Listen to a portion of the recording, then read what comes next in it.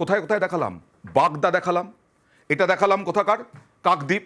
এবার দেখুন পূর্বস্থলী, বর্ধমানের পূর্বস্থলী, সেখানেও দিকে দিকে এরকম আধার লিঙ্ক নেই এই রকম চিঠি। কথা বলবো প্রতিনিধি নবকুমারের সঙ্গে। নবকুমার, কতজনের এরকম চিঠি এসেছে?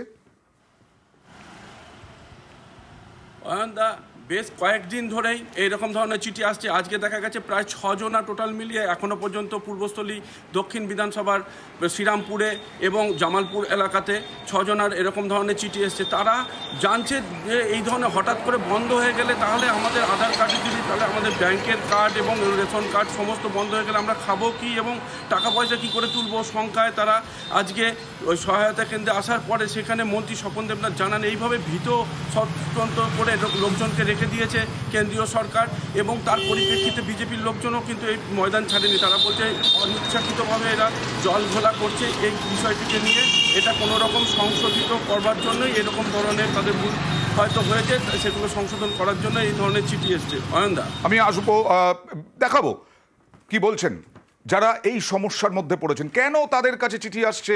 আমার কাছে, আপনার কাছেও চিঠি চলে আসবে এরপরে। তার মানে আধার কার্ড আমার কাজ করবে না, ব্যাংকের পরিষেবা পাবো না। দেখুন কি বলছেন। আমরা তো ভয়ে, মানে এটা পাওয়ার পরে তো এখন ভয়ে আছি। আমার তো সব কিছুই আছে, কিন্তু কি করে আধার কার্ডটা বাতিল হলো আমি বুঝতে পারছি না। আধার কার্ডে এখন তো আমার সব কিছু বন্ধ হয়ে যাচ্ছে, মানে হয়ে গেছে পুরো। রেশন কার্ড আর তারপরে ব্যাংকের বই সব বন্ধ হয়ে গেছে। আর এর মধ্যে রাজনীতি, জোর রাজনীতির চর্চা হচ্ছে, তৃণমূল আক্রমণ করছে। স্বপন দেবনাথ কি বলছেন দেখুন। বিস্তীর্ণ এলাকার মানুষ, আসামে যাদের প্রায় লক্ষ লক্ষ বাঙালি, তাদেরকে এই ধরনের তাদের কোয়ারেন্টাইনে রেখে দিয়েছে। ভারতে বসবাসের জন্য তার রেশন কার্ড আছে, তার ভোটার কার্ড আছে, তার আবার নতুন করে কি হবে আধার কার্ড আছে। ভারতের নাগরিকত্ব প্রমাণ করার জন্য আটকে আছে। সেরকম যদি হয় হবে তো এই প্রতিবাদ জানাচ্ছে।